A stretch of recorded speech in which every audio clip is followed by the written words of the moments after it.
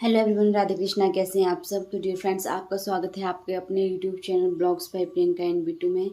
तो कैसी है मेरी प्यारी यूट्यूब फैमिली? आई होप आप सब ठीक होंगे। लेकिन भाई हमारे यहाँ पे, मैंने आपको पिछले कल भी बताया था, हमारे यहाँ पे हाल बहुत ही ज़्यादा बुरा है। हम लोग सच्ची में बहुत ही ज़्यादा परेशान हैं।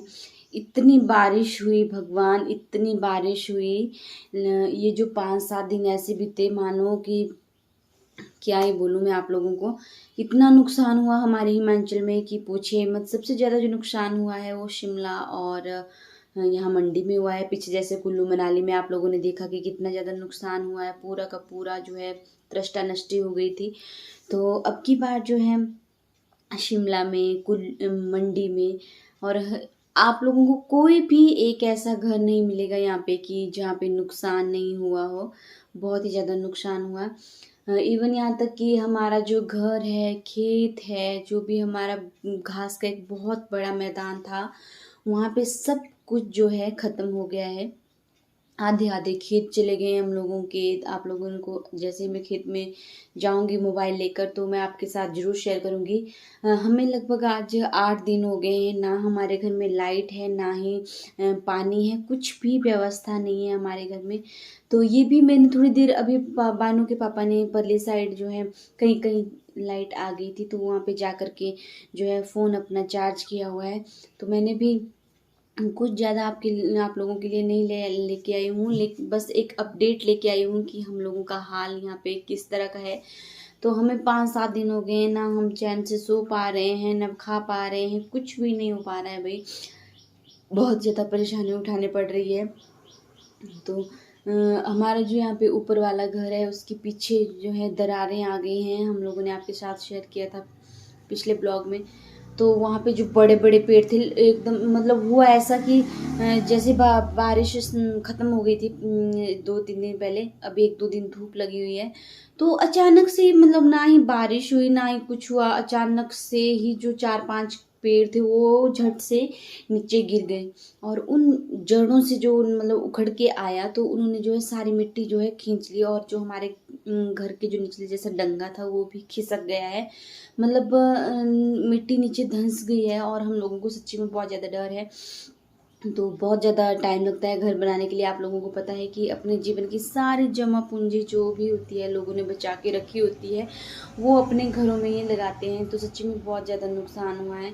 तो हमें भी यही डर लगा रहता है कि कहीं अगर बारिश हो गई तो पता नहीं क्या सुनने को मिलेगा, क्या देखने को मिलेगा। और कई कई जगह तो ऐसा हुआ है हमारे यहाँ पे, जहाँ पापा जी नौकरी वगैरह करते थे, टीचर्स एजुकेशन डिपार्टमेंट में थे, तो उस साइड जो नौकरी करते थे तो भाई वहाँ पे तो पूरे 4-5 घर जो है बिल्कुल ऊपर से पहाड़ियों से पत्थर जैसे कि नीचे गिरे, मलबा जैसा आया और वो सारे घर जो हैं बर्बाद हो गए हैं कहीं भी। और वहाँ पे सच्ची में पशु थे, उनके भैंस थी, बोलते बकरियां थी, इतनी ज़्यादा पाली होती हैं लोगों ने। पता है आप लोगों को पहाड़ी जीवन कैसा होता है। तो वो बेचारे भी कल निकाले गए। मतलब लोग तो बच गए, जो जो भाग पाए वो तो बच गए, लेकिन जो नहीं आए वो नीचे मलबे में दब गए। और जानवरों को यहाँ अपनी अपनी पड़ी होती है। देख लीजिए, जब ऐसा होता ही एक्चुअली में कि जैसे मतलब कुछ समस्या आ रही हो तो हम लोग जल्दी से निकलने की कोशिश करते हैं, बाकी चाहे पीछे कुछ भी रह जाए। तो भाई जान है तो सब कुछ है। अगर जान रही होगी तो हम बाद में सब कुछ ठीक कर लेंगे। पर होता भी है, हमारा तो ऐसा पहाड़ी एरिया है। अपने पशुओं से लोग जो है बहुत ही ज़्यादा प्यार करते हैं, अपनी ज़मीन से बहुत ज़्यादा प्यार करते हैं, अपने घर से बहुत ज़्यादा प्यार करते हैं। अपने घरों को छोड़ना बहुत ही ज़्यादा मुश्किल होता है। तो बहुत ही ज़्यादा नुकसान हो गया है, मैं आपको क्या ही बताऊँ। तो 5-4 2-3 दिन शायद ब्लॉग भी नहीं डाला हम लोगों ने, क्योंकि हमारे पास सोर्स ही नहीं था ऐसा कि हम लोग आपको कोई अपडेट दे सकें। और बारिश ने भी इतना ज़्यादा नुकसान किया कि बसें भी आज लगभग 7 दिन हो गए हैं, बसें भी बंद हैं, गाड़ियाँ भी बंद हैं। इक्की दुक्की गाड़ियाँ जा रही हैं, मोटरसाइकिल वगैरह जा रहे हैं। अगर जिनको बहुत ही ज़्यादा ज़रूरी काम है, स्कूल बंद हैं, कॉलेज बंद हैं, सारी चीज़ें बंद हैं। तो यहाँ पे ऐसा हो गया है कि मतलब एक दुकान से दूसरी दुकान जाना हो तब भी बहुत ज़्यादा खतरा पैदा हो गया है भाई। और रही बात हमारे गांव वाले घर की, वहां से भी पहाड़ियों से ऊपर से पत्थर नीचे को आ रहे हैं। तो बहुत ज्यादा डर लग रहा है हम लोगों की, हम लोग जाएं तो जाएं कहाँ जाएं। अब बहुत ज्यादा टेंशन हो गई हम लोगों को। कभी हम कुछ सोचते हैं कि कभी कुछ सोचते हैं, और मैं तो यही बोलती हूँ कि भगवान सब कुछ ठीक कर दे, कि सब कुछ ठीक हो जाए।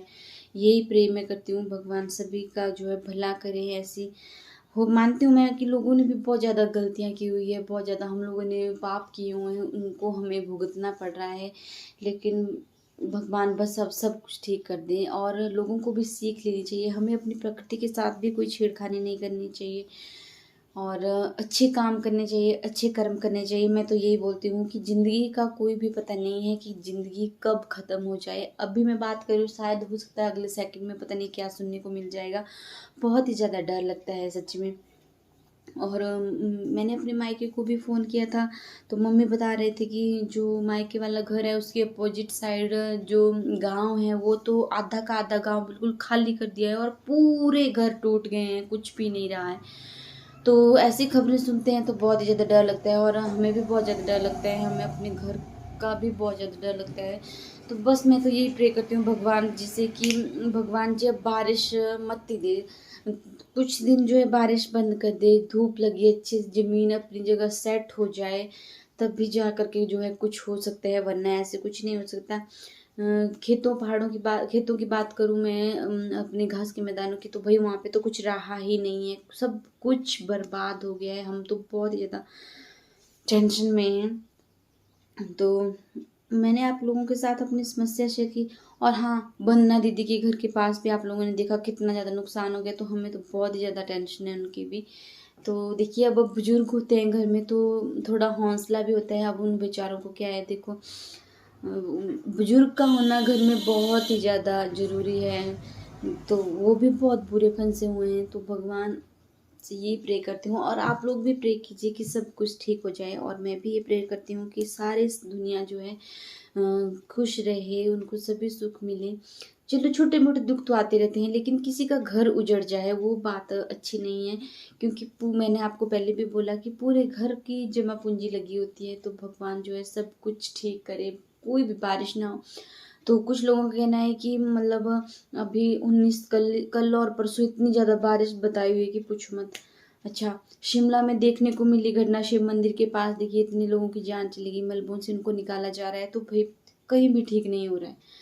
और हमारे यहाँ तो ऐसा बोलते हैं कि कोई एक यहाँ कमला साइड, हमारा जो कमलागढ़ किला है, जिसका वीडियो हमने आप लोगों के साथ पहले भी शेयर किया है या उसकी स्टोरी शेयर की हुई है, बोलते हैं कि वहाँ भी बादल फटा है। और बादल फटने से ऐसा हुआ कि 10 साल की बच्ची भी उसके नीचे आ गई, उसकी भी मौत हो गई।